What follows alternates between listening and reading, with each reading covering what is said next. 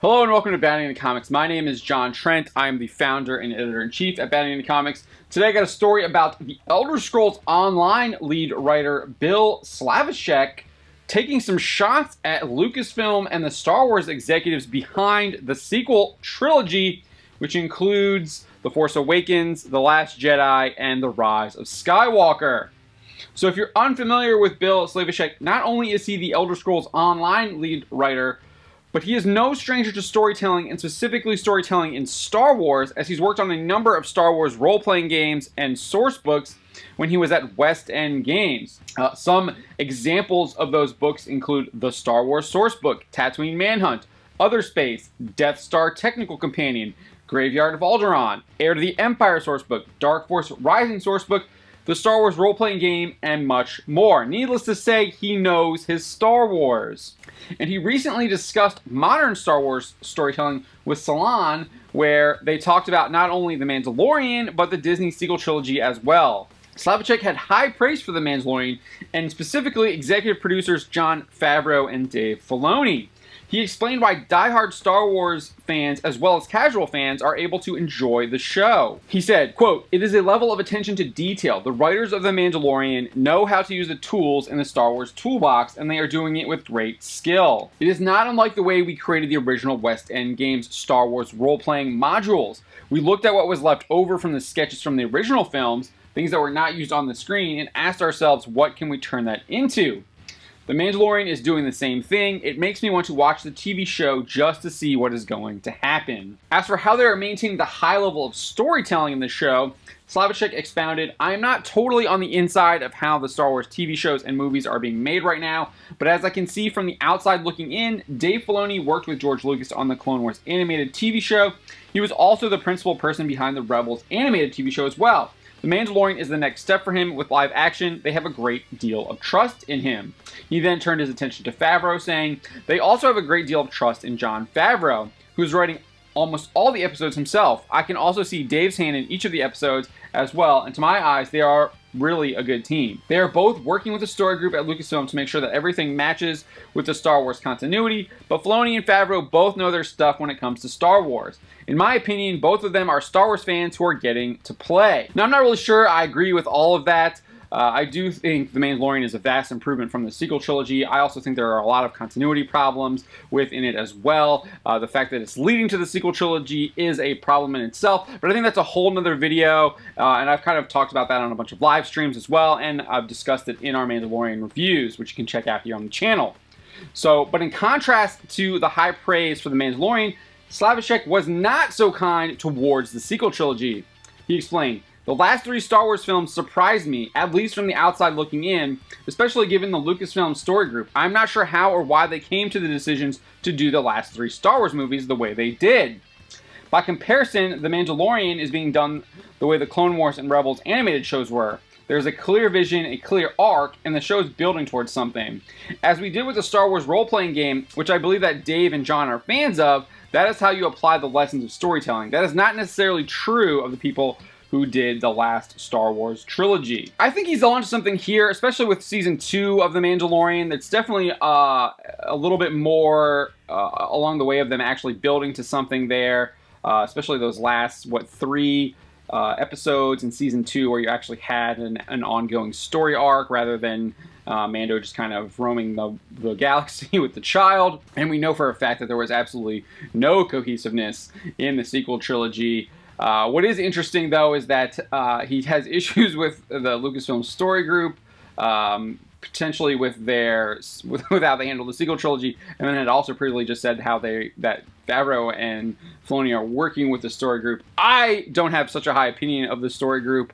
I don't think those people really know a lot about their Star Wars, and I think they're very much agenda-driven when it comes to storytelling, and then they put the storytelling is not even secondary. It's more like it's way down the line in their list of priorities to tell. As for what he believes the problem was with the sequel trilogy films, Slavicsek points to the films trying to serve too many masters.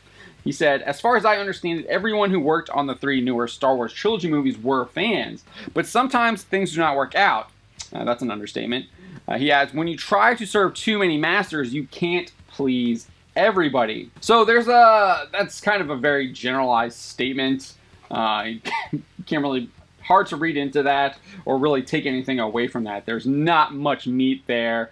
Who are the masters? Like, those would be the questions you would need to know for him to really, like, kind of grind it out and see where his real opinion is on those sequel trilogy films. And I don't think Salon did a very good job on that part. What was interesting is he does believe the sequel trilogy films are better than George Lucas's prequel films. He says, there are elements of the new trilogy that I like and enjoy. I do not agree with everything they did with the new trilogy, but I do not think that the films are as bad as the prequels in my estimation.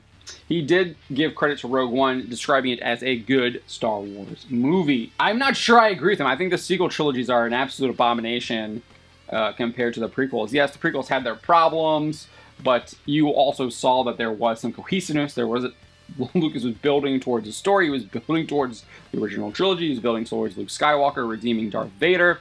He was building towards the fall of Darth Vader in that prequel trilogy. You do get to see some of that. Yes, there could have been lots of improvements, but there was a lot more good things in the prequel trilogies than there are in the sequel trilogy. There pretty much is nothing good in any of the sequel trilogy films, and if there was anything good, it was basically just a rip-off of what we had already seen before in Star Wars. As for any advice Slavicsek might give to Jon Favreau or Dave Filoni and other Star Wars creators, he said, keep telling good stories. That's the key. Don't try to hit everything all at once. Yes, I 100% agree with that. Keep telling good stories. I would argue that they need to start telling good stories, because I don't think The Mandalorian is good. I think it's still average. It has a lot of room for improvement, but there is a lot of potential there. The concept is solid, and I think they can make it good going forward, and they have been improving. Season 2 was an improvement over Season 1. They still have room to improve there. So Slavicsek continued saying, there is room in these series, so use it. Take your time and build the world up, whichever world or part of the universe you are dealing with at any given time. He then suggested they emulate the Marvel Cinematic Universe, which Favreau helped launch with Iron Man. He said, I would continue just the way Kevin Feige has taken over and become the person behind the Marvel Universe. I would like to see Jon Favreau and Dave Filoni become the linchpins to the Star Wars universe, because they're certainly hitting the mark with The Mandalorian. I do think there's something there. I think there is that Star Wars feeling in The Mandalorian, as much as there are problems with it. I do think they can improve it. I think that they are kind of hamstrung by the fact that they're dealing with content that leads to the sequel trilogy.